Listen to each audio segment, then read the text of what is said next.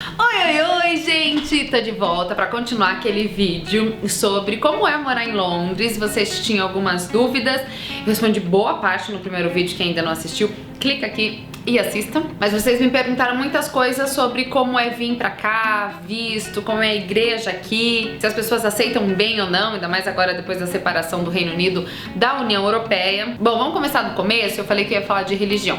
Bom, aqui na Inglaterra, né, no Reino Unido, na verdade, mais na Inglaterra, a religião oficial é protestante. A rainha é protestante, a cabeça da igreja anglicana.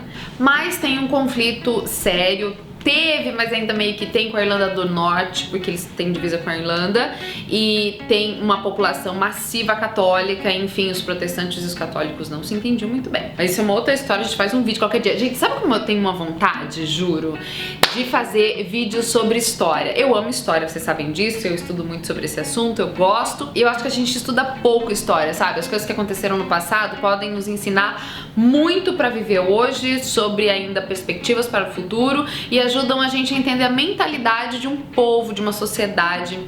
Ai, não sei. Se vocês gostarem, coloca lá, Fábio faz vídeo de história, não sei. Tô querendo, vou pensar. Mas enfim, tô dando esse contexto pra vocês entenderem como é que pensam as pessoas aqui no âmbito religioso.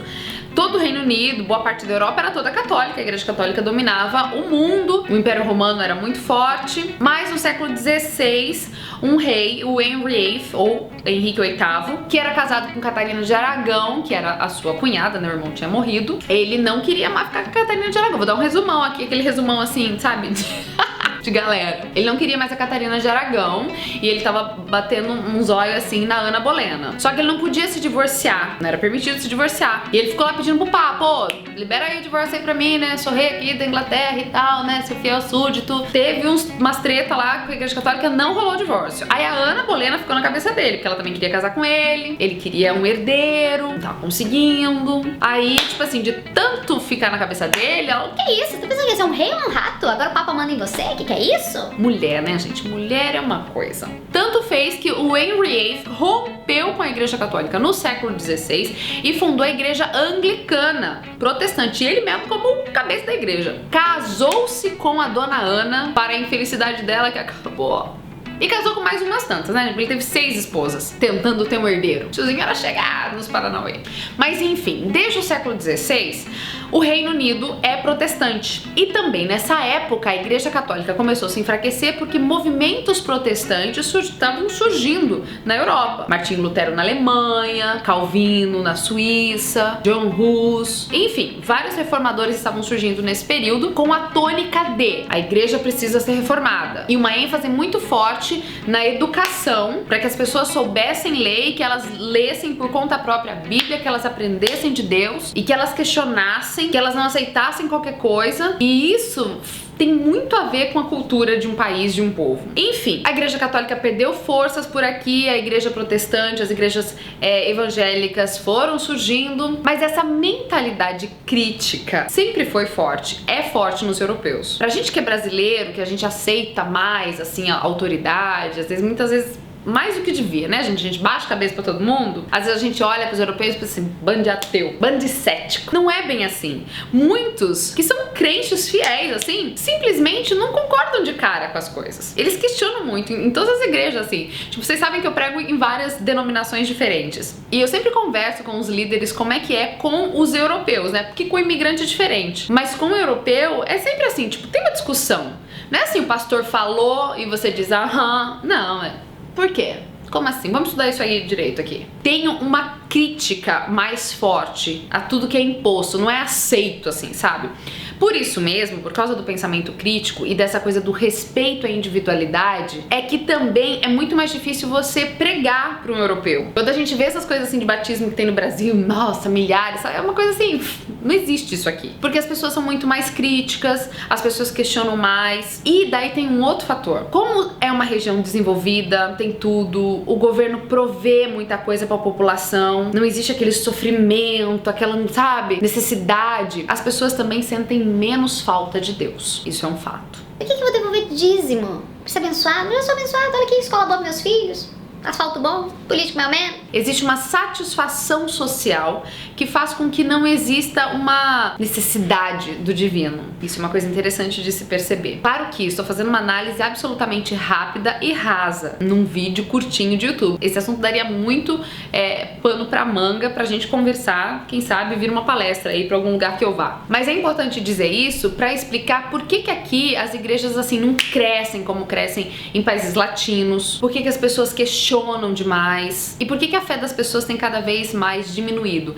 Você tem aí a Revolução Francesa, que foi forte aqui do ladinho e influenciou o continente de uma forma muito grande. O ceticismo, o materialismo, o humanismo são coisas muito presentes na sociedade europeia. Por isso mesmo, as igrejas têm muita dificuldade de crescer, ainda que o país se denomine cristão protestante. O primeiro-ministro aqui, o ex-primeiro-ministro David Cameron, no último Natal, fez uma declaração assim: nós somos um país protestante, nós somos um país cristão, estamos com os cristãos, sabe, meio que até de afronta ao Estado Islâmico. Mas entre você acreditar em Deus e você praticar a fé, tem uma separação assim bem grande, porque o materialismo é muito forte e o ceticismo também. Então, para vocês que queriam saber como é que é a igreja aqui, a igreja é um verdadeiro, aqui é uma mina mesmo, assim, cada pessoa vale muito, e por isso mesmo não fica se discutindo coisas banais, sabe? Ninguém vai chegar pra você e vai dizer: ah, cara, corta seu cabelo, pra mulher, ó, sabe, pinta tua cara desse jeito. Não, o corpo da pessoa, a imagem da pessoa, a vontade da pessoa é uma coisa muito sagrada, assim, não tem uma coisa...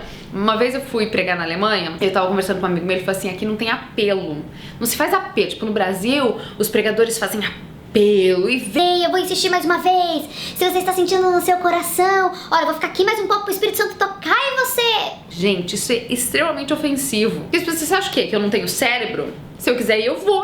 Você não precisa ficar me coagindo. Sou criança, sou burro. Então, apelar religiosamente é considerado muito ofensivo. É muito...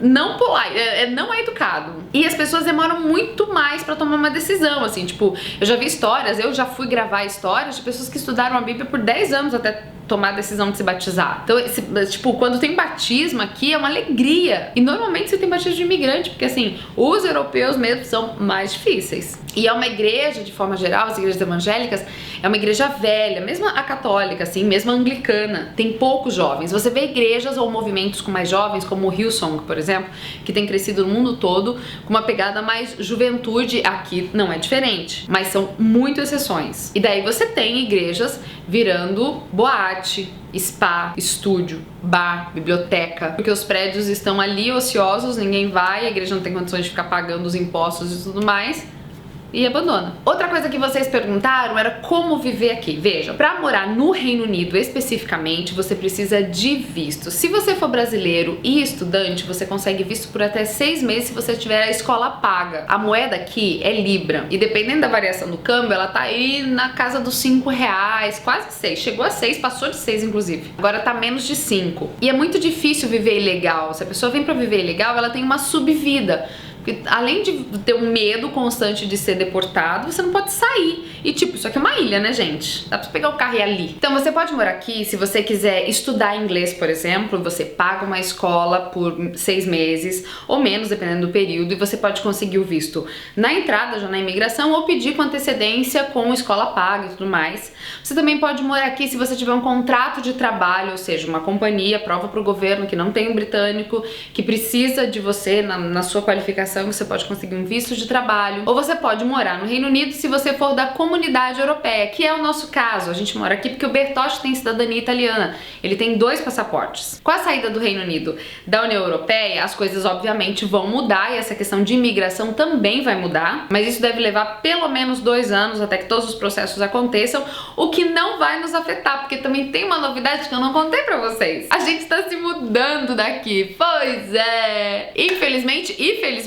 eu amo a Inglaterra, amei morar aqui, aprendi muito, cresci muito, mas o Bertotti foi chamado, meu marido é pastor, vocês sabem, e ele foi chamado para pastorear uma igreja na Suíça, na região italiana. A Suíça tem 3 regiões e fala 3 línguas oficiais.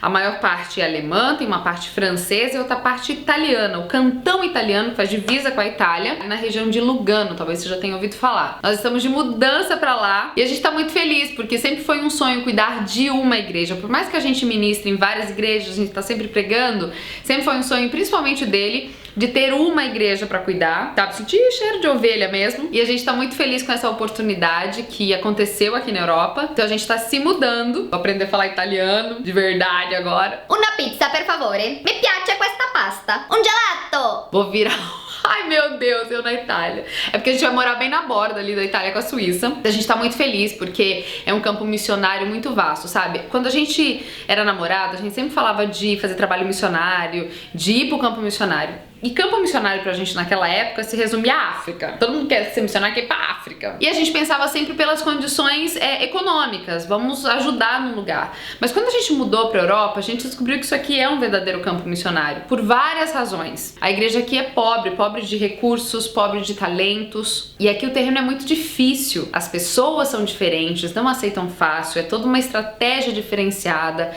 exige muito do missionário aqui. É muito diferente do que no Brasil. Às vezes as pessoas olham... Nossa, que igreja pequenininha. Nossa, teve um batismo no ano. Gente, a realidade aqui é absolutamente diferente do que acontece na América do Sul e mesmo em outros países como na África, que já fui várias vezes, assim, é muito diferente. Embora não existam tantos recursos financeiros, a aceitação da mensagem cristã é muito mais fácil, evangélica inclusive. Então essa é a novidade, gente. Contei um pouco de como é viver aqui pra dizer que eu também tô indo embora daqui, a gente está indo embora daqui. Logo logo eu faço um vídeo pra vocês de como é morar lá, tá? Em italiano. Ui. Espero que vocês tenham gostado desse vídeo, espero que ajude, que tenha tirado algumas dúvidas. Se você tem mais alguma dúvida, escreve aqui embaixo nos comentários que eu te respondo. Se quiser visitar a nossa igreja na Suíça, fique à vontade, será muito bem-vindo. E lembre-se de orar por nós, viu? Sei que é muito legal assistir os vídeos e tudo mais, mas existe todo um trabalho que é feito fora das telinhas. E eu conto muito com as suas orações. Beijo grande, se você é novo aqui no canal, não saia antes de se inscrever. Se você gostou, dá joinha, compartilhe com todo mundo. E a gente se vê no vídeo da próxima semana. Beijo, tchau!